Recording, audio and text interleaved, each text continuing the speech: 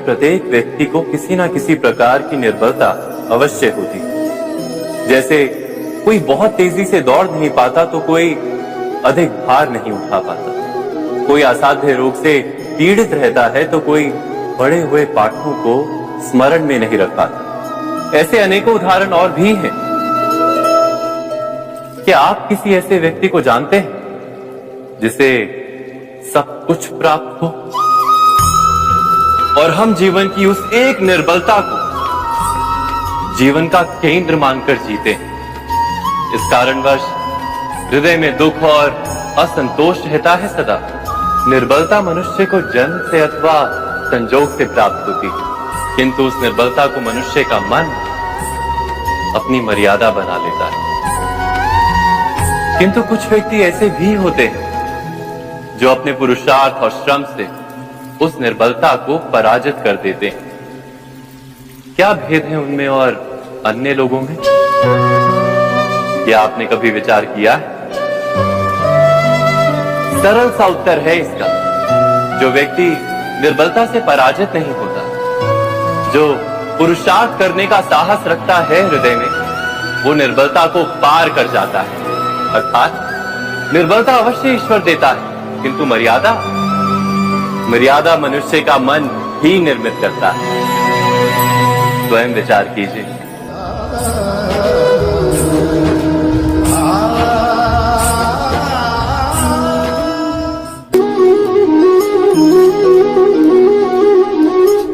भविष्य का दूसरा नाम है संघर्ष। हृदय में आज इच्छा होती है और यदि पूर्ण नहीं हो पाती तो हृदय भविष्य की योजना बनाता है। भविष्य में इच्छा पूर्ण होगी ऐसी कल्पना करता रहता है, किंतु जीवन ना तो भविष्य में है ना अतीत में।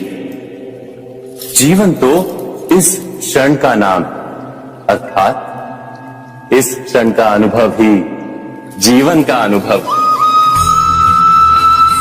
पर हम ये जानते हुए भी इतना सा सत्य समझ नहीं पाते। या तो हम बीते हुए समय के स्मरणों को घेर कर बैठे रहते, या फिर आने वाले समय के लिए हम योजनाएं बनाते रहते हैं और जीवन जीवन बीत जाता है। एक सत्य यदि हम हृदय में उतार लें कि ना हम भविष्य देख सकते हैं, ना ही भविष्य निर्मित कर सकते हैं, हम तो केवल धैर्य और साहस के साथ भविष्य को आलिंगन दे सकते हैं, स्वागत कर सकते हैं भविष्य का। तो क्या जीवन का हर पल जीवन से नहीं भर जाएगा? स्वयं विचार कीजिए।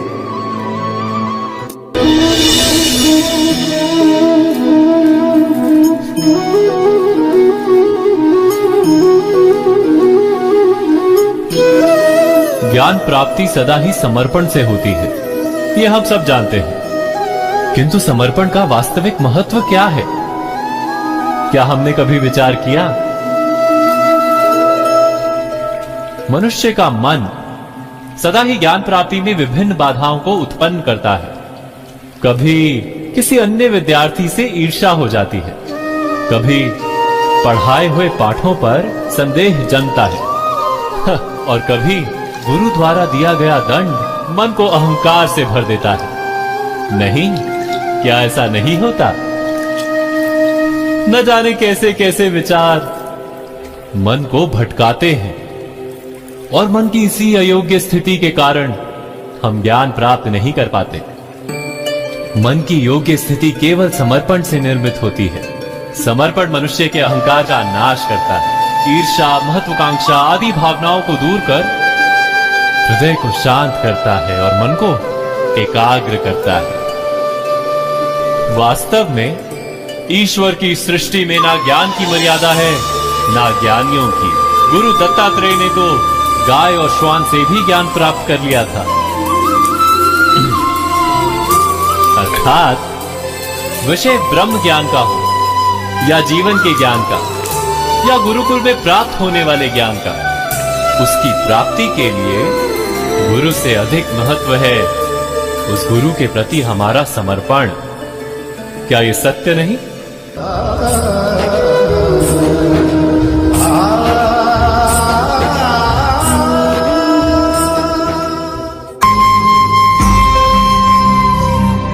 प्रत्येक मनुष्य के जीवन में ऐसा क्षण अवश्य आता है जब सारे स्वप्न, सारी आशाएं, सारे दृश्य ध्वस्त हो जाते हैं, जीवन के सारे आयोजन ही बिखर जाते हैं।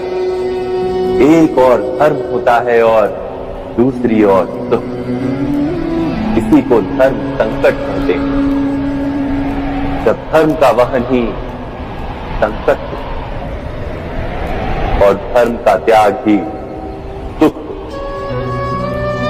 विचार कीजिए, कभी किसी स्वजन के विरुद्ध सत्य बोलने का अवसर प्राप्त हो जाता है, कभी ठीक दरिद्रता के समय सरलता से चोरी करने का मार्ग प्राप्त हो जाता है, कभी किसी शक्तिशाली राजनेता या राजा के कर्मचारी का अधर्म प्रकट हो जाता है। सबके जीवन में ऐसी घटना बनती ही रहती है। अधिकतर लोग ऐसे किसी क्षण को धर्म संकट के रूप में जान ही नहीं पाते। हमें किसी प्रकार के संघर्ष का अनुभव ही नहीं होता। सहजता से सुख की ओर खींचे चले जाते हैं, जैसे मक्खी गुड़ की ओर खींची चली जाती है। वास्तव में धर्म संकट का क्षण ईश्वर के निकट जाने का क्षण होता है। यदि हम संघर्षों से भयभीत ना, सुख की ओर आकर्षित ना, अपने धर्म पर दृढ़ रहे, तो ईश्वर का साक्षात्कार दूर नहीं।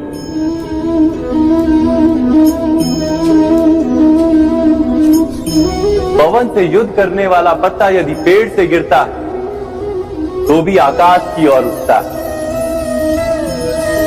पवन से झुकने वाली घास वही भूमि पर रह जाती है।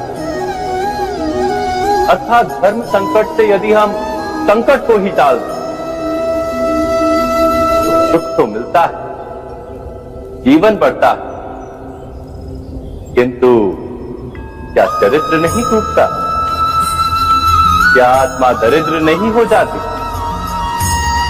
क्या ईश्वर से अंतर नहीं हो जाता? स्वयं विचार कीजिए। दो व्यक्ति जब निकट आते हैं तो एक दूसरे के लिए सीमाएं और मर्यादाएं निर्मित करने का प्रयत्न अवश्य करते हैं। हम यदि सारे संबंधों पर विचार करें तो देखेंगे कि इन सारे संबंधों का आधार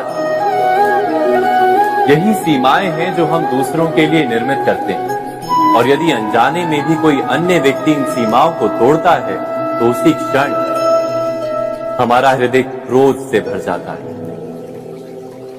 इन सीमाओं का वास्तविक रूप क्या है? क्या हमने कभी विचार किया? सीमाओं के द्वारा हम दूसरे व्यक्ति को निर्णय करने की अनुमति नहीं देते, अपना निर्णय उस व्यक्ति पर थोप देते, अर्थात किसी की स्वतंत्रता का अस्वीकार करते हैं। और जब स्वतंत्रता का अस्वीकार किया जाता है तो उसका हृदय दुख से भर जाता है। और जब वो सीमाओं को तोड़ता है तो हमारा हृदय क्रोध से भर जाता है। क्या ऐसा नहीं होता?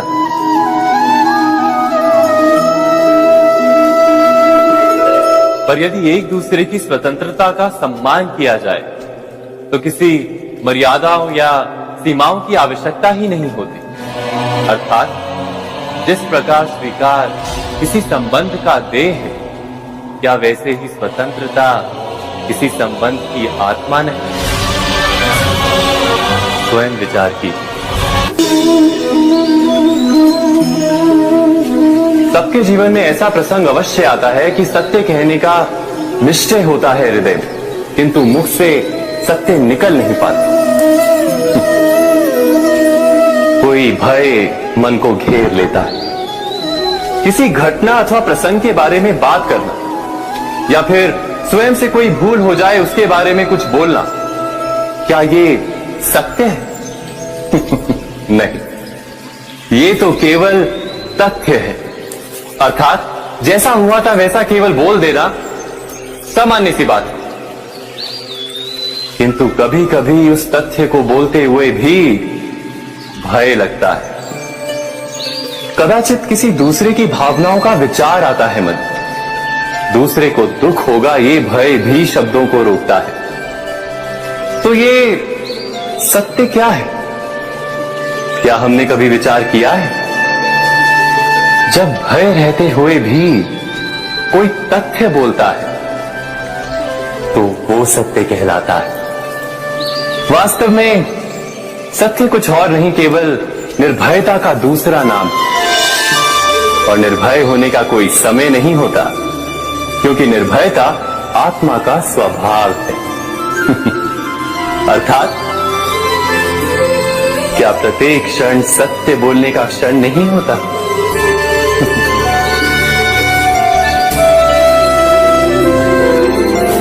स्वयं विचार कीजिए।